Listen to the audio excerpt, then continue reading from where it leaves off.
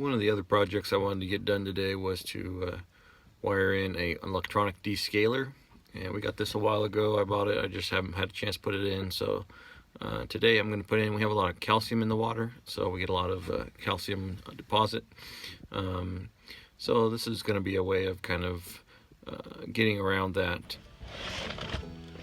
Well, we have a junction box here under the house, so I'm going to take I'm going to actually put a light down here, which will be nice. I'm going to just wire it in here, and then we'll plug our electronic descaler in right there. Ta-da!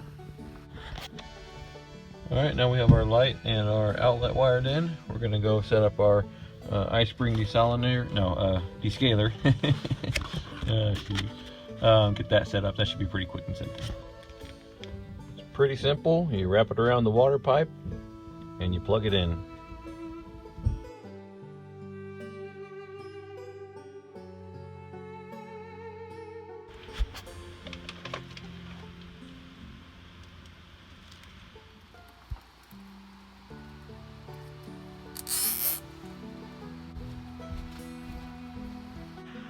Alright, we've got them nice and tightly wrapped according to instructions here, and zip tied in place. So now we'll just go plug her in.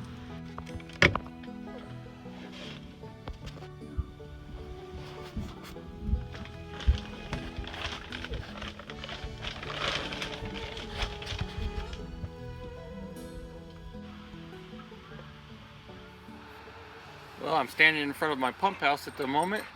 I want to talk to you guys for a little bit about our Ispring electronic descaler that we ordered, our experience with it, whether we'd recommend it or not. Here at the cabin we have pretty hard water, so we've experimented for the last year and a half, 2 years with the Ispring electronic descaler to see if that would work for us and solve some of the lime scale and calcium issues that we have. Alright, so the very important question is whether or not it worked. It didn't necessarily work for us. It worked to a small extent, but not to the degree that we were wanting. So we're going to go with some additional filtration. We'll leave those installed because they do work somewhat. But we want to be able to wash our cars and not have scale spots all over them. We don't want scale spots all over the bathroom, all over the kitchen. So we needed to do something additionally. So I have some product that we've ordered for scale mitigation, some filtration, and we're going to install it into our existing pump house and setup and see how that does. I'll show you our current setup to start and where we're going to add this. So this is our current filtration setup. We have a sediment filter, we have a carbon filter, and an arsenic filter. So we're going to come across here with another filter and put another big blue filter, and we'll put our scale filtration right there. Alright, need to drain out the system. I have a faucet right here. You can drain it at the bottom of the pressure tank, but this is right here, so rather than standing in a bunch of water while I work, we'll just drain it. So I've tried a few different products as far as filtration. I'm currently using Express Water. They seem to have very high flow rates, which I like, especially running a bunch of filters in a row. I don't really have any pressure drops. It does what I need. Some of the other filters I've run, like for the arsenic and stuff, they just don't flow fast enough, and so you just never have water. You don't have consistent water, and these things are like 20 gallons a minute or something. I think they're a 20 gallon a minute flow rate or something like that, so they do pretty well for us. Nice 1 inch in and out. This one came with a gauge. That's the only one I could find in a kit. With the housing, is cheapest way actually, and another tool, etc. So let's get it in there. Alright, got our line cut. Just pull that up that way, and we'll put our fittings on and get it connected.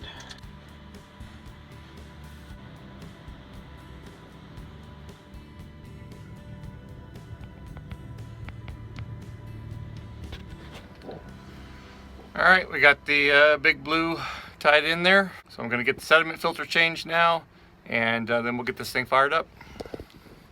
Oh, so the filter came stored in there. It's probably in a plastic sleeve. Usually they send them like that, so we need to pop that loose real quick and make sure that that water is going to flow through that.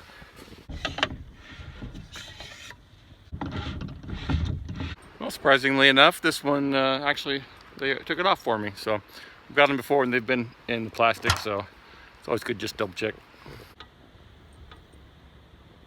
Alrighty, our sediment filter is way overdue. It's got tons of silt, a real slick clay stuff that gets in there, probably some iron.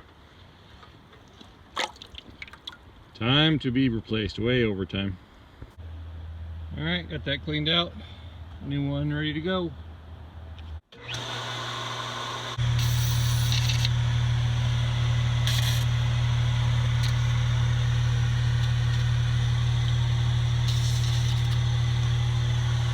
So I was just trying to purge any air out of the system. I use that for breaking seals, but also for making sure there's no air pockets on top of this stuff. Alright guys, it's in, we're good. Now we just gotta go wash the car, make sure we don't have any water spots. It's getting dark and it's like 40 degrees outside right now, so I think I'll do that in the morning. So the reason that we're filtering our water is primarily because we have arsenic in it. When we first drilled the well, we did a water test on it, and there was a higher than normal, or higher than the acceptable limit of arsenic. So obviously a sediment filter is always a good idea because of, you know, there's rust and other things that can come up through your well. Dirt, you don't want to run that through your house. You especially don't want it through your pressure tank because it'll fill up. Charcoal filter typically helps with taste, although the water tastes fine anyways. But we run one anyways. And then arsenic obviously for health reasons. And now we have the scale one to help with the lime scale. So we've got the whole house set up. Seems to be running good, and we're looking forward to having no more lime scale in the tub. All right, you guys, have a good night. We'll catch you later.